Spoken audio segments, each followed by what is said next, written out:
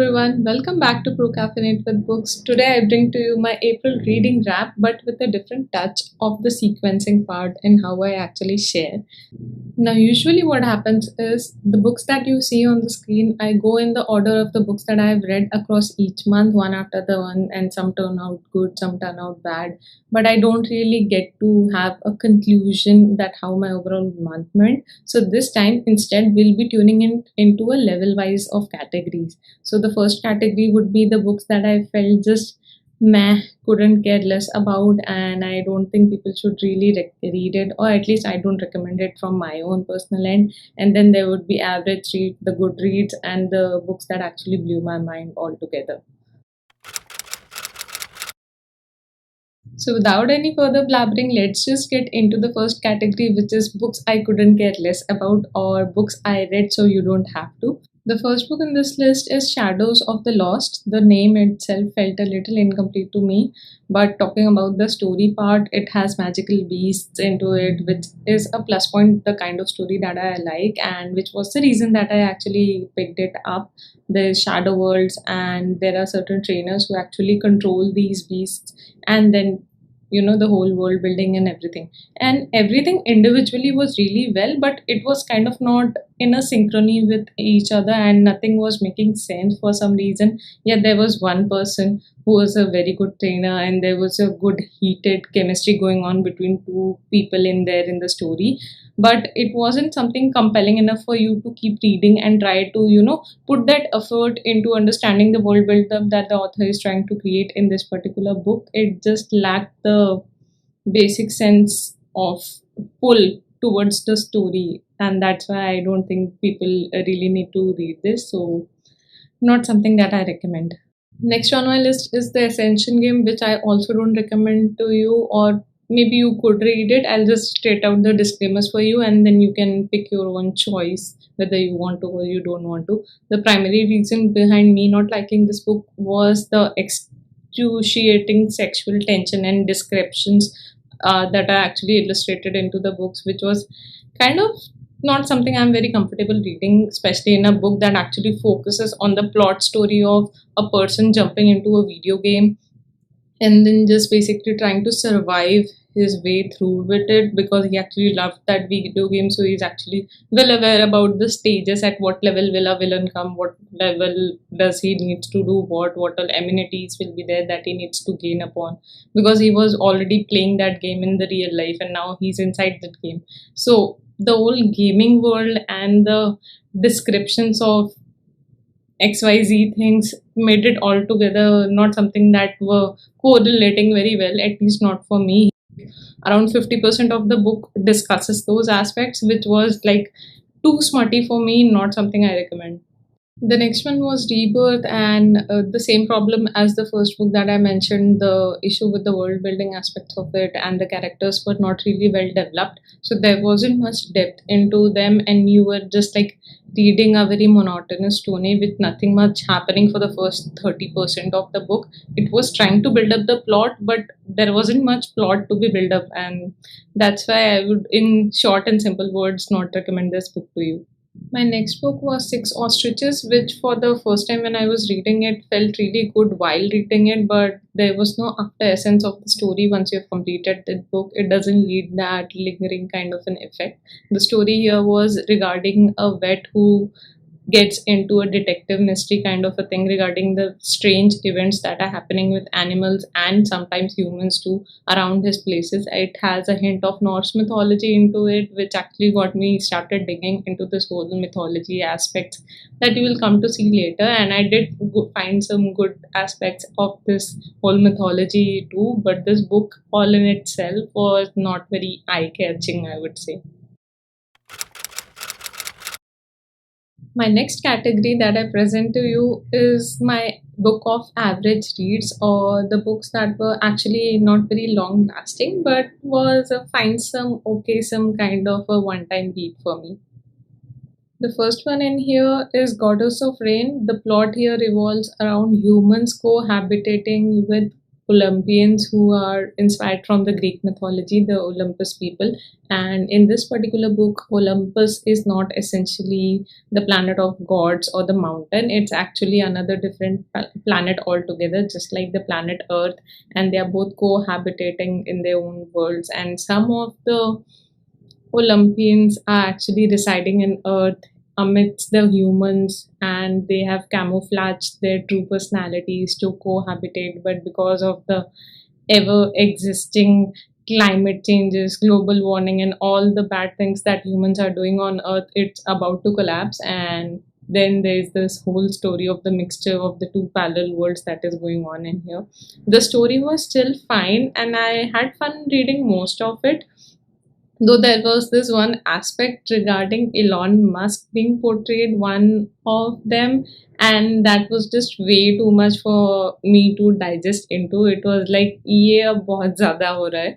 My next book in the average read category is The Fairy Tales for Featherless Girls, and this concludes a compilation of different stories that revolve around in the aspect of fairy tales but narrated in a slightly different format, such as you don't really have to be a very good girl kind of a person or portrayed in the fairy tales. Be polite, be humble, dress a particular way in ball gowns and everything, pursue a separate set of careers, get married, get settled, have kids, blah blah blah. So they are basically breaking all those barriers, which was a really good thing to watch. But none of the fairy tales that are actually narrated into it had a, that bang kind of an impact, and that's why they were just an average read for me. The next book that I picked in this particular category was a cozy romance book, and I actually by mistake understood it to be a magical book because of the magic in the title word, and that's where you say read the blurb carefully. I'll keep that in mind next time. Anyways, the book was fine. It has those cozy vibes where a girl basically entrails all her lives and shifts into a very small town and tries to derail her career that went through a lot and rebuild everything right from the scratch again. Hardworking, romantic scenes, and all those build ups going on. It was a good, wholesome story, but nothing contrasting happened except for the word sea glass that I actually got to know that day when I actually read this book. That what are sea glasses, where are they basically found? And that for me was the only capturing element in this particular book. My next book in the average category is The Ghost of Howlers Beach, and I'm myself a little shocked that why did I pick a average read to be added on my TBR shelf. The sole reason for a down rating was that this would be still okay if the book is categorized as children's read, but if it's categorized as even middle graders, this would be a little too dumb for them because there are aspects that are explained to you in a little dumb format, which I didn't particularly like or enjoy as a reader.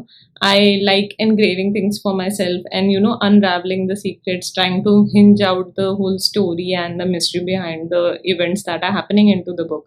And that's where this actually failed me a little bit. I think up until the children's age, this would be fine, but anywhere above and beyond that, they have too much of their own mind to, calculate the mystery, and you might not be able to help them.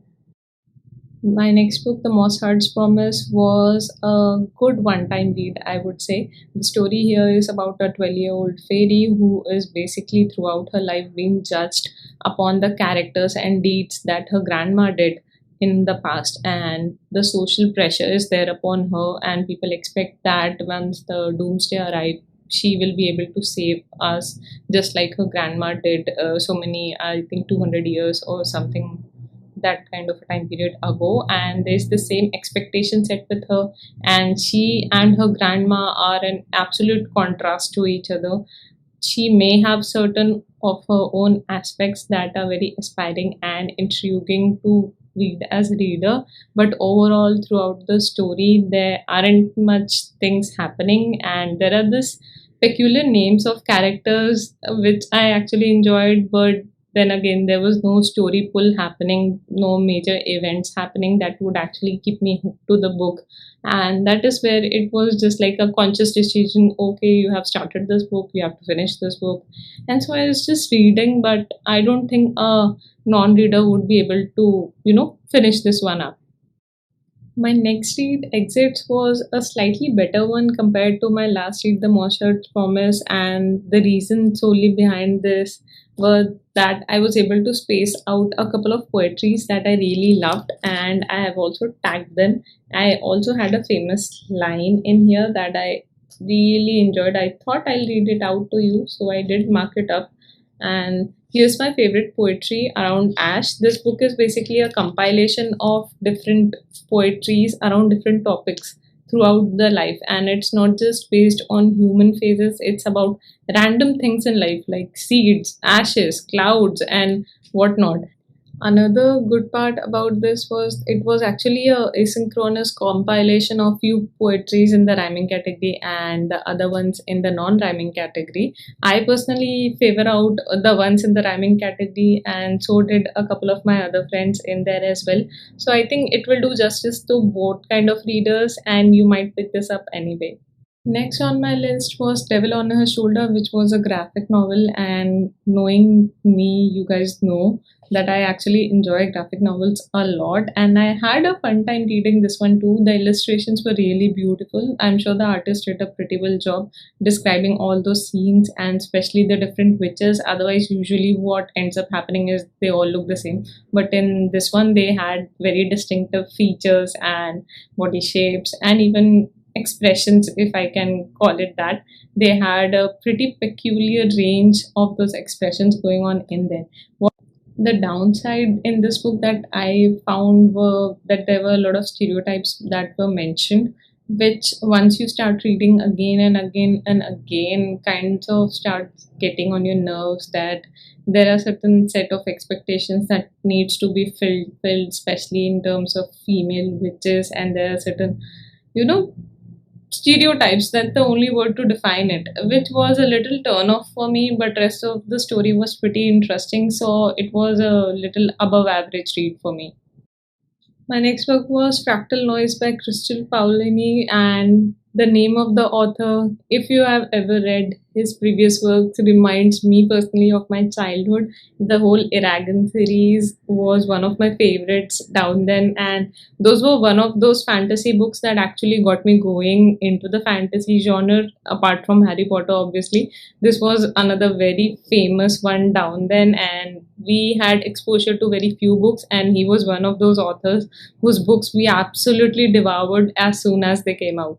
Needless to say, I had high expectations when I heard about this book and that this is a prequel of a altogether different series that the author is writing. Obviously, into the sci fi category, unlike the fantasy genre, I think, okay, let's try this one too.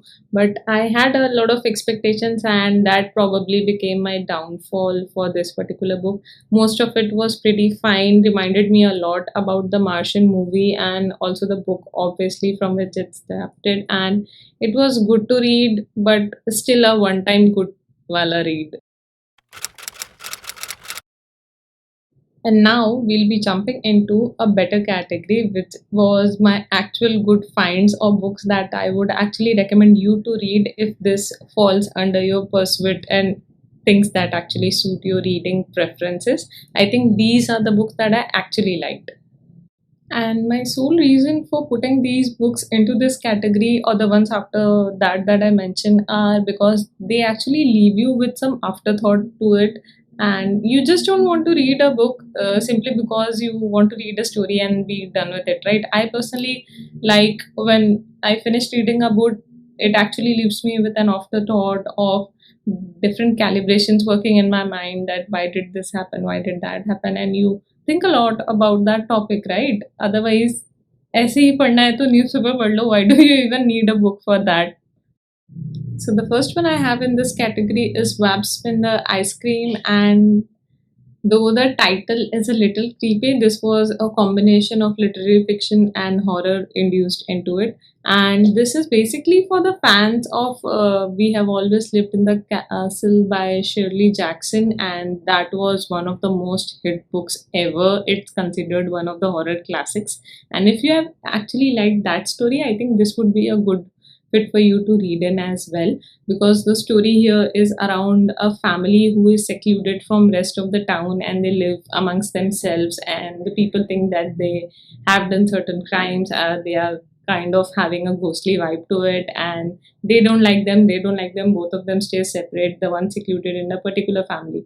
And then on the other side of the town, there's this whole three best friends, boys, basically living in the town, trying to kill their time during the summer vacations. And because they have nothing good to do, they start a game. Let's just call it a game. I don't want to spoil the book for you, so we'll call it a game. And then they start that game, and that is where the lives of those three boys intertwines with the ones living in a secluded area in the town. And one of those girls and the boy here have a kind of intertwining paths and parallel histories, and they start spending time together, and things unravel from there and take a hideous turn. My next read book that I read was Please Return to the Lands of Luxury. Was actually a very compelling one. It had such an impression on me that I went straight forward to my nieces, to my family friends, and I went gaga over this book. It was really impressionable, is the least I would say. It basically talks about the story of a girl who lives in a dumpland, and then she finds her way back to the actual place where people do live, and then the whole story unravels from recovering a particular object to recovering her own life and identifying who were her real parents and what kind of life was she currently living, and what kind of order and systems have been developed when the whole systems are completely automated and things have taken their own turn, and machines decide for themselves what needs to be done and what not to be done, and they are taking the all calls, and humans are just coexisting with the machines, but the main control is in the hands of machines. The book actually discusses a lot of environmental aspects of it as well, such as garbage dumping and burning the garbages, dumpster grounding, and all those aspects, and plus impact of technology and whole automation thing into this whole world. What would be the future look like? It was like I was having glimpse of 2060 or something. My next read that actually compelled me to do a lot of research on Norse mythology, make notes, and all those other things that you might have already seen on Instagram.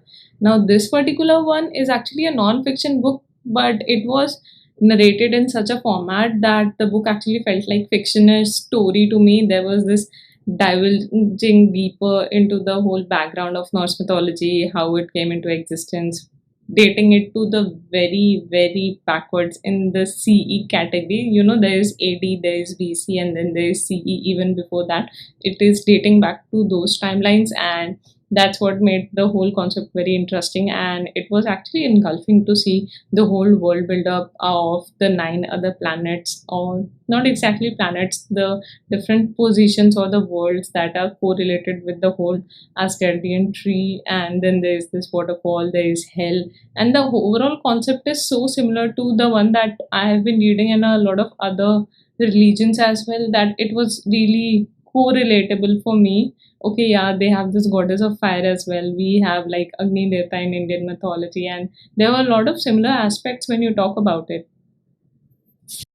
The next book that I found really good and I'd recommend you to read is Imaginary Friends by Chad Music. This is the story of a magical library that travels to different places and reaches out to different people, children specifically, and they want them to join in as members. And there are certain rules of this library, and it also picks and chooses specific children's only. It will not just go around picking up anybody. You have to meet up certain criteria, and that's what the book is basically talking about. There are two main characters in here.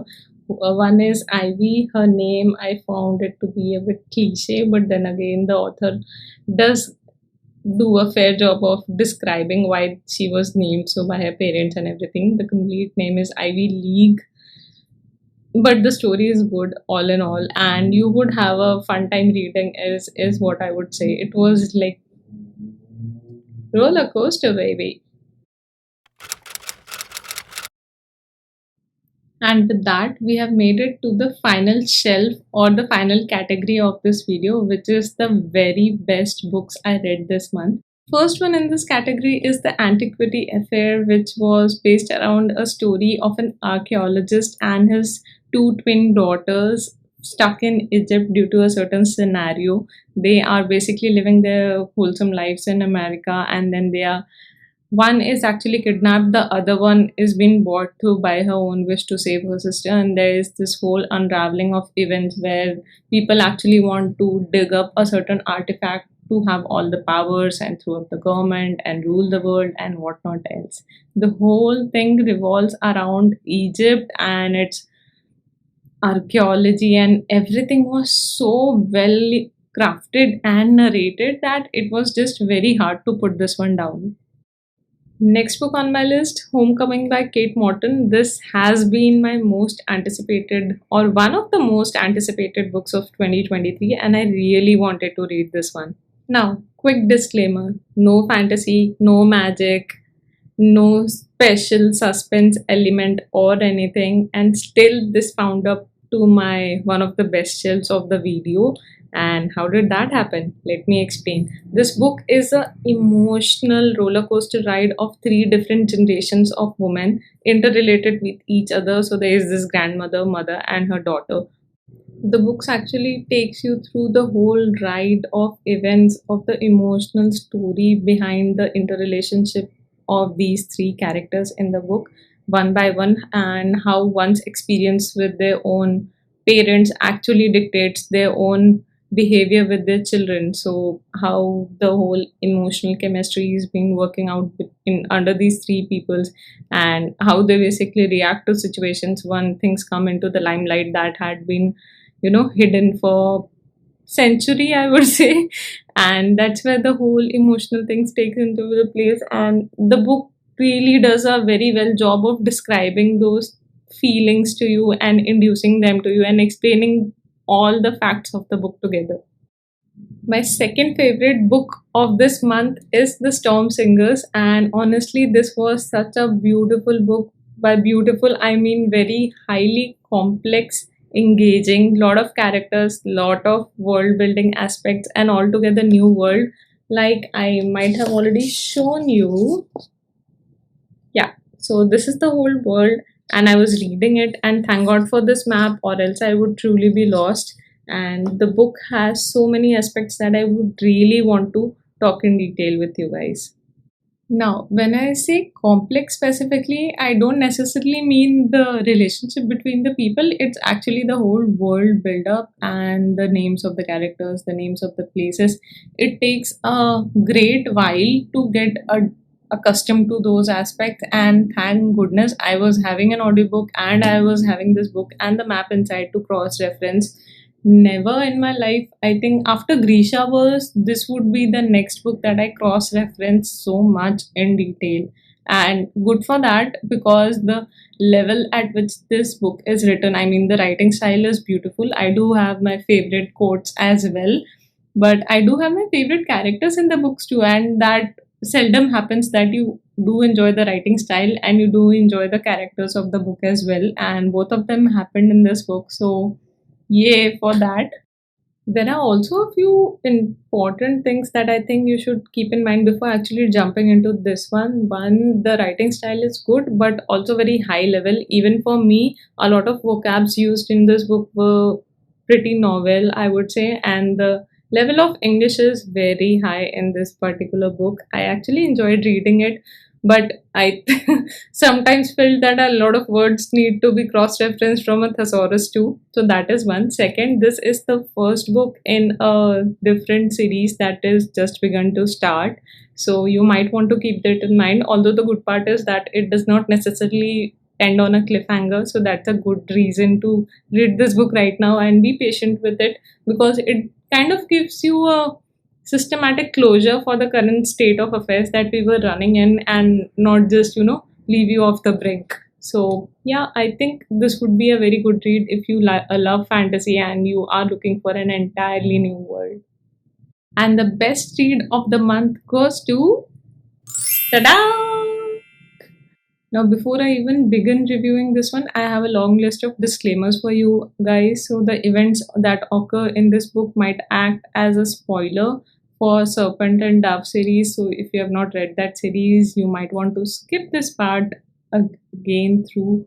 And this would basically be a spoiler for you. And the main characters of Serpent and Dove are also reutilized along with the backstory of gods and monsters, which is the third book in the trilogy.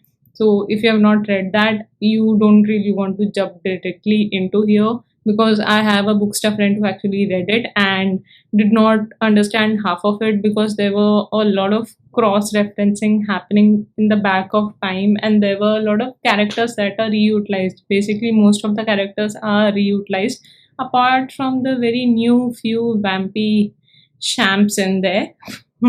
So that you want to keep in mind.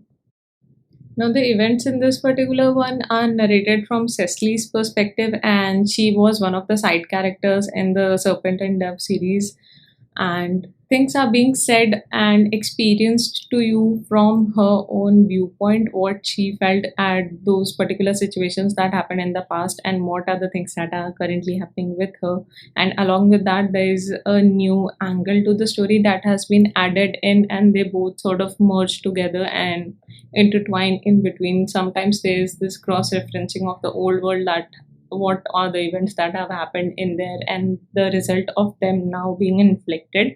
And then there are also certain aspects that are entirely new and they weren't really discussed in the previous trilogy, especially the vampire angle of things and a new island that has been discovered. I won't say much more, otherwise, it will be a spoiler for this book as well.